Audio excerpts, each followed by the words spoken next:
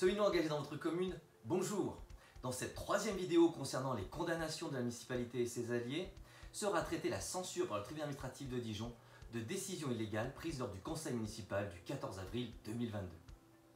Mais avant cela, n'hésitez pas à voir ou à revoir les vidéos précédentes, notamment celles traitant des condamnations et rappels à la loi, à vous abonner à la chaîne, à mettre un j'aime et à partager.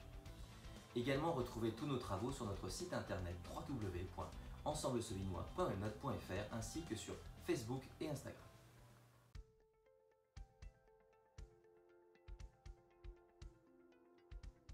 Tout commence lors du conseil municipal du 14 avril 2022, soit 5 mois après l'affaire des recenseurs.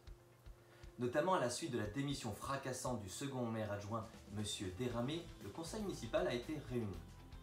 Comme à l'accoutumée, il n'y a pas eu la communication de tous les documents nécessaires et indispensables, dont ceux financiers.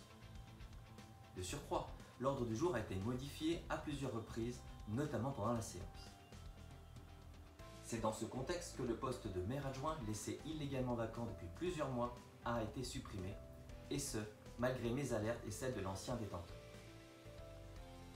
Durant cette séance, comme dans toutes les autres, j'ai donc exposé les nombreuses atteintes, dont celle au Code général des collectivités territoriales. Aucune régulation n'aura lieu.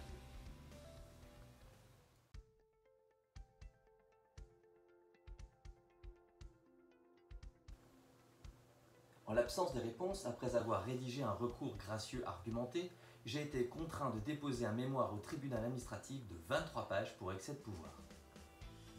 En réplique, j'ai été ostracisé par la municipalité et ses alliés, notamment et systématiquement dans les bulletins municipaux, jusqu'à en être récemment exclu. En décembre 2022, après une mise en demeure de la municipalité, une de plus, le premier cabinet d'avocats exposera les justifications municipales et demandera le remboursement de 2 000 € au titre de ces émoluments.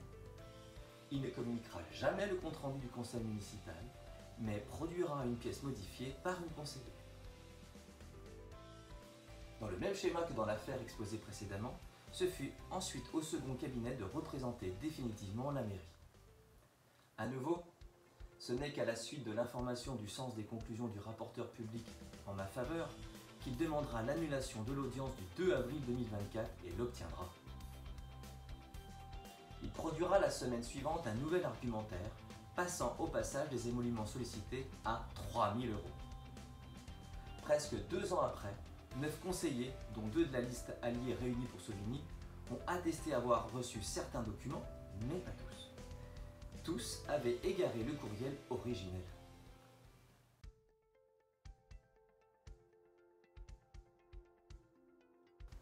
Le 4 juillet 2024, suite à l'audience du 14 mai, la sentence est sans appel.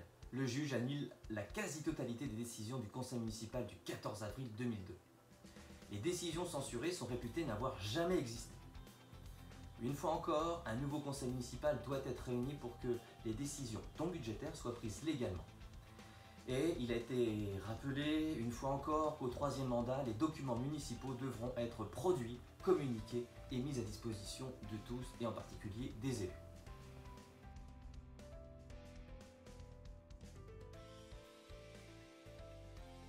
Seul ce conseil municipal du 14 avril 2022 a fait l'objet de communications aux autorités administratives pour excès de pouvoir. Pourtant, du fait des éléments exposés par le juge, ce sont bien tous les conseils municipaux qui auraient pu être censurés. Toutefois, notre travail porte ses fruits. Ainsi, la prochaine vidéo vous exposera comment mon intervention express a permis d'éviter une condamnation supplémentaire et inutile. Cette vidéo est à présent terminée, nous espérons qu'elle vous a plu. Assurément, à très bientôt.